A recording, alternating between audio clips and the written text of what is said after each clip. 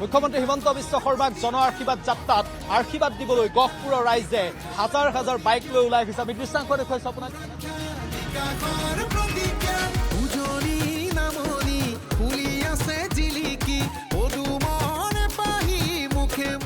একেই উদ্যম, একেই অভূতপূৰ্ব সঁহাৰি। হাজাৰ হাজাৰ জনতাৰ মাজত মুখ্যমন্ত্ৰী ডক্টৰ হিমন্ত বিশ্ব শৰ্মা।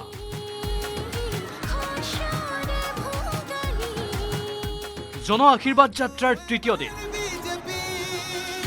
উত্তৰ অসমৰ গহপুৰৰ পৰা আৰম্ভ মুখ্যমন্ত্ৰী হিমন্ত বিশ্ব শৰ্মাৰ নেতৃত্বত ৰাজ্যিক বিজেপিৰ জন আশীৰ্বাদ যাত্ৰা। গহপুৰত মা কল্যাণী দেৱীৰ মন্দিৰত সেৱা আগবঢ়াই জন আশীৰ্বাদ যাত্ৰাৰ স্থলীত উপস্থিত হয় মুখ্যমন্ত্ৰী হিমন্ত বিশ্ব শৰ্মা।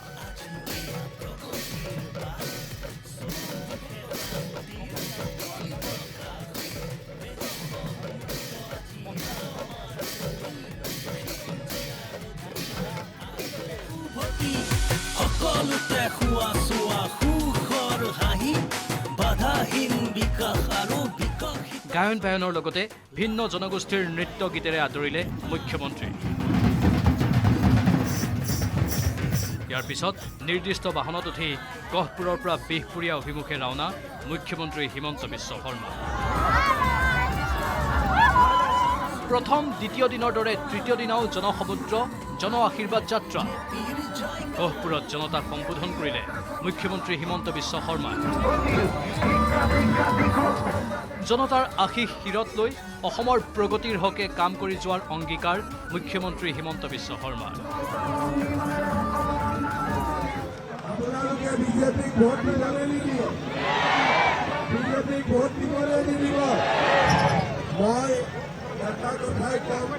অহা 5টা বছৰত মই বিশ্বাস কৰোঁ অসমৰ ভিতৰতে গহপুৰ এখন বিকশিত এখন অঞ্চললৈ ৰূপান্তৰ।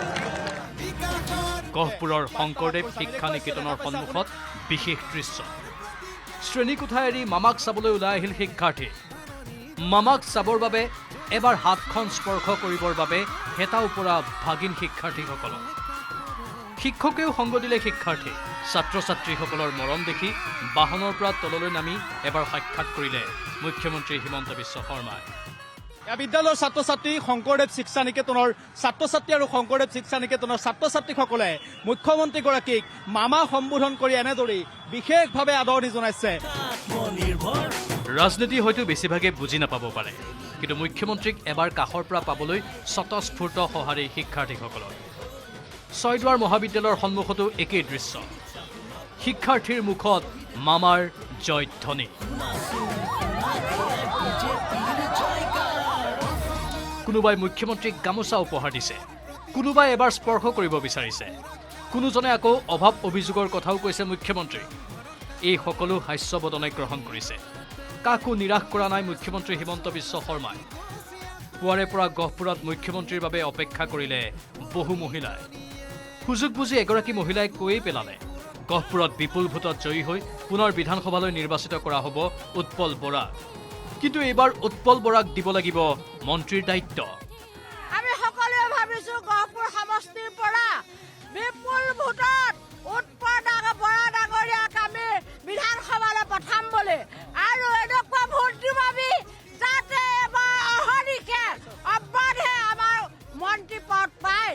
বিজেপি জিন্দাবাদ। মামাক হিয়া যায় আশীৰ্বাদ দিবলৈ আহিছোঁ। হৃদয়ৰ পৰা তেওঁক আশীৰ্বাদ দিবলৈ আহিছোঁ, তেওঁ জয়যুক্ত হ'বলৈ। মুখ্যমন্ত্ৰীক চাবলৈ আহিছে। বয়োজ্যেষ্ঠজনৰ পৰা কণ কণ শিক্ষাৰ্থীলৈ আবাল বৃদ্ধ বনিতাৰ আশীৰ্বাদ, মৰম এতিয়া মুখ্যমন্ত্ৰী হিমন্ত বিশ্ব শৰ্মাৰ লগতে ঘৰুৱা শিবিৰৰ বাবে সঞ্জীৱনী শক্তি হৈ পৰিছে। এই শক্তিয়েই নিৰ্বাচন জয়ৰ বাবে ব্ৰহ্মাস্ত্ৰ হ'ব পাৰে বিজেপিৰ।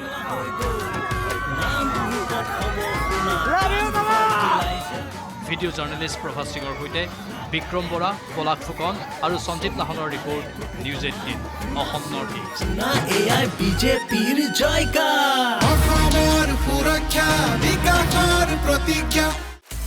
আপুনি বিচৰা বাতৰি পাব কেৱল নিউজ 18 এপত।